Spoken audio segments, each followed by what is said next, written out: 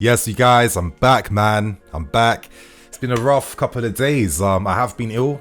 I was thrown up like crazy a few days ago and just been feeling ill ever since. You know, I'm not fully perfect right now, but to be honest, you guys, I feel even worse when I'm not making videos, not talking about football. Of course, with the Euros is intensifying a lot right now. The news, the updates are just coming out left, right, and center. You want to be making videos every single day. So today, you guys, I'm looking to drop 2 videos because I've been out for the past 3-4 days right now. And of course, you guys, I'm just looking forward to discussing this beautiful blue club. So I hope you guys enjoy. I hope you guys are happy to see me back again. I know some of you guys are missing me. And before we get into the latest stories today, where I'll discuss Reece James, I'll discuss Billy Gilmour, and I'm going to discuss pre-season plans from Tuchel. I need to let you guys know that there is a new episode of the Hold the L series. Of course, I'm going to play you guys a very brief clip. England do beat Germany, of course they do. Then they obviously get past Ukraine, and then they get to the Netherlands, but unfortunately, no, they did get through on penalties actually against the Netherlands. Obviously, everyone talks about Gareth Southgate and penalties, and it's triumphant. But on the other side, Italy have already vanquished Belgium. They've already vanquished France as well. And I'm sorry, but Roberto Mancini, he's just, his side is just another level. I'm going to be devastated, but I've got down Italy to win it for a reason. I think they're too classy, too organised, and they're going to win the Euros. Now, I do like Steven's predictions. A little bit similar to mine, not fully. Of course, we know the scores, what happened between Portugal and Belgium, and of course, the Netherlands and the Czech Republic. Belgium, I think, are gonna have a great tournament, but I feel like maybe this is France's to lose. Italy have been one of the best teams so far. The way they play, the structure, the balance is there. I wouldn't be surprised if they ended up finding themselves in the final, but I don't know. I think France, they can do it, but we'll find out later on though. And of course, you guys, which nation do you feel has what it takes to actually win this year's Euros? So if you guys want to show us some love and support, in the card above, description below, there'll be a link to the full episode. Make sure you guys comment in that video too. Again, thanks for always supporting me, you guys. And now we start things with the first story today. Now we start with the first story, and it's only right that we discuss the reports surrounding Billy Gilmour, because it seems like he is dead set on signing on loan for Norwich City, and it seems like this deal should be completed by Thursday. Now, of course, right now we know that Gilmour picked up COVID. He's been in self-isolation. He ends self-isolation on Thursday, and that deal should be wrapped up by then. And I don't know, you guys, I feel like we have to just accept the fact that Gilmour will now be going on loan to Norwich. Now, Norwich is a team.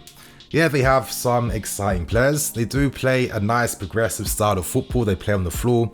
They sold Buendia for big money, but they've kept talents like your Cantwells, your Aarons. They've got Pukki, who's, this guy will score goals next season as well. Let's get that right.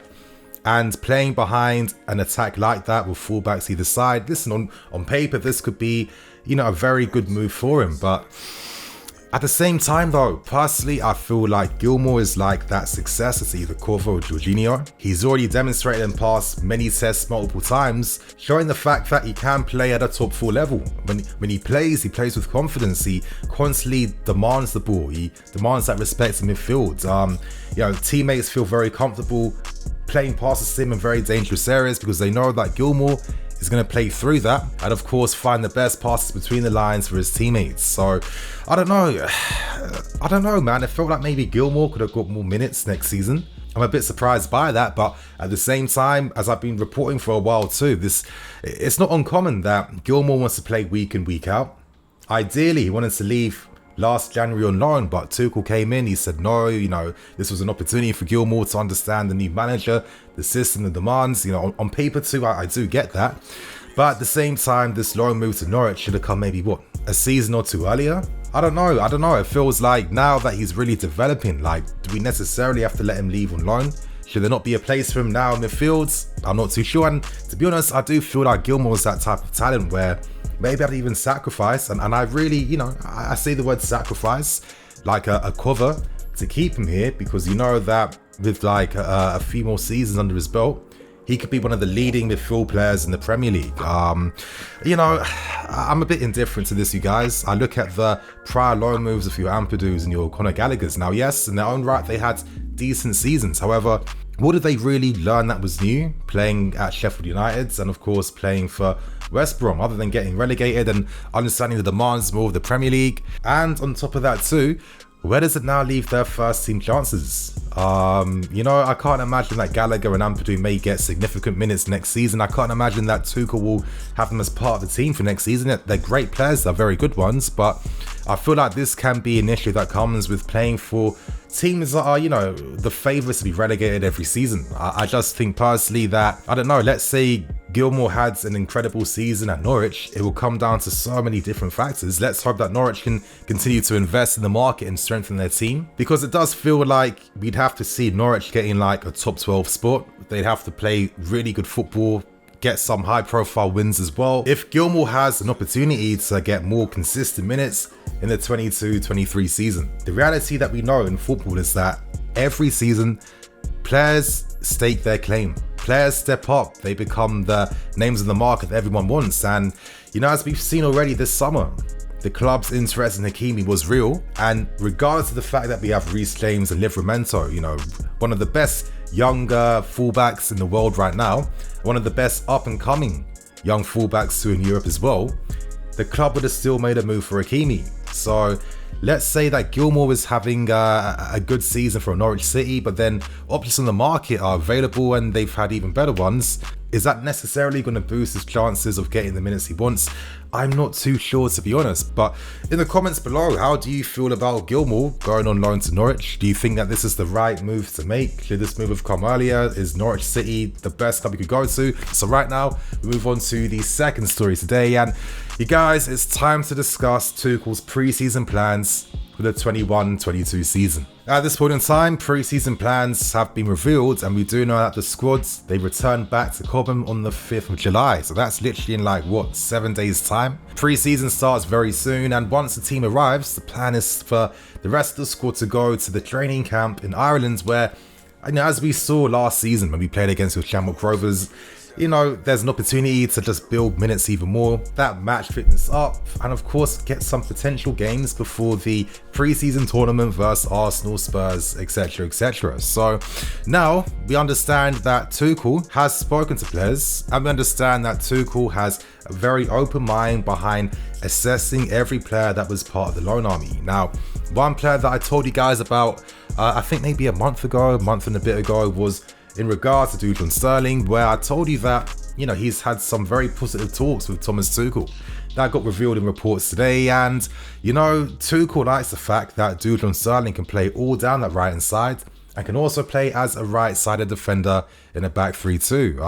Dujon Sterling, let's not forget, this guy used to be in the first team ahead of Reece James at the time. He really impressed under Antonio Conte, and, he was making all the right steps with his loan moves, performing well, only for him to get that terrible injury at Wigan, which kept him out for a very long time. And then on top of that, he picks up COVID twice. And yeah, it's been many setbacks he's faced, but credit to him, he's been able to pick himself up again, continue the grind on to get his fitness back, and it seems like all those efforts have been rewarded. So let's see if he gets some minutes during pre-season. We know that Broja will come back and he'll get seen by Thomas Tuchel, but two of the most high-profile players in Bakayoko and Ruben, they will also get looked at as well. Now, in the case of Baka, I'm not expecting too much to come from that, and a part of me is thinking too, okay, by some miracle that he found himself in the first team for next season, would I be happy? Absolutely not, because I've always felt like even before we signed him that he was never the right signing to make, and all of his subsequent loans since then have still proven to me that I was right all along. With him though, we know that his contract is expiring soon, and to be honest, if we have any hopes of getting some profit and receiving some money for his sale, it would have to be this summer. So I'm not expecting too much to come from his pre-season personally, but one player who should have a lot to expect from pre-season and one to keep an eye out for is Ruben Loftus-Cheek. Of course, Tuchel has been a big admirer of him. We've seen the quotes, you guys, and we know that the club gave him a massive contract as he was recovering from his injury for a reason. The guy is an incredible talent, a great professional, well respected and very popular as well. You don't just give up on players like this because they didn't keep Fulham up. Who cares? But it seems like he's going to get an opportunity, and I'm more than excited to see that, you guys. I do feel like Ruben is, he could be like a new signing for the team, and the fact that he's starting a pre-season fully fit, fully ready as well, that could be massive for him, to be honest. So I'm definitely excited to see how he progresses during this pre-season, and I'm excited to see how Tuchel plans to use him for next season as well. And of course, one of the final major players, that's going to be Marc Guéhi. Now, with his contract situation, he has 1 year left, so if he was to leave on loan again, he'd have to commit to a new deal first. However, Guéhi could still decide that, I'm getting some great opportunities and great offers. I'm not looking to play for a relegation team again. I'm going to take my chances elsewhere. I feel like if we allow that to happen, that would be an incredibly stupid mistake to make, because Guéhi had such an incredible season at Swansea. He has all the criteria and attributes that Tuchel would want in a defender, and on top of that, he has ridiculous composure. It would be stupid to let him go, and the good news is that he will also get a pre-season as well. The reality is, we only want to sign 2 to 3 players, and that's coming from Thomas Tuchel. He is more than happy to work with what he has already because, coaches, people actually in the football industry know that we possess so much talent at the club. So, yeah, I feel like this is the most responsible way to use a squad, to give motivation to players that go out on loan too, and just, cultivate that culture of working hard and improving. I mean, it worked so well for Tuchel last season, and I like that this could be applied throughout the entire club structure. So there you have it, you guys. That is the pre-season out the way. We now end things with one of the most interesting reports that came out this weekend, and that's in regards to Reece James and Man City links. Now, this news came from The Athletic, and they do report that Pep Guardiola is a massive fan of Reece James. Makes no surprise, considering that he worked with incredible players like Philipp Lahm, Kimmich. Pep, he understands how to spot these types of players and these profiles, and for me, Reece James is like the English version of both of them, not only mentality wise, but also with how he can play in multiple positions throughout. And it's one of them ones where it's like we should definitely keep an eye out for his career, because yeah, he's starting as a fullback now, but let's say by the time he's in his late 20s, he could be even playing in midfield, dictating things. So we'll see what happens there. But, as the report states, of course, he's really impressed Pep, and for very good reason. He's been an absolute thorn in Man City's side. Not only was he just bombing past Mendy in one of the league games beforehand, but we saw the masterclass against Raheem Sterling as well. The report states that James's versatility and actually his ability to play in defence out wide and in midfield is what's attracted Pep Guardiola. And with Man City's interest in Kane, Grealish, maybe their plan is to sign the very best of the English talent they can get. But we have to get serious. Is this gonna happen? Could we ever see Reece James leaving? Of course not.